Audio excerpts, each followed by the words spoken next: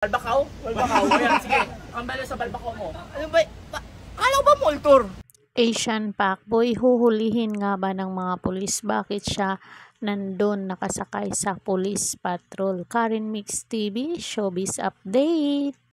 Disclaimer, ang mga larawang ito ay hindi pag-aari ng uploader. Ito ay kinukuha para sa karagdagang impormasyon, credit to the rightful owner.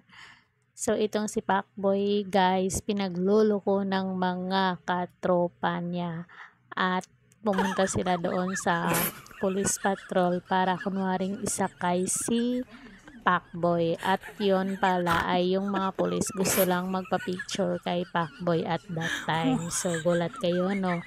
So, hindi po hinahuli si Pacboy. Na-prank lang po siya ng mga nila, katropa or part of the content. So, yun lang guys. Sana nagustuhan nyo ang ating video for today. Don't forget to like, share, comment, and subscribe.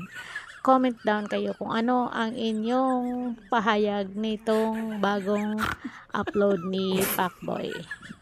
God bless us all. Thank you so much.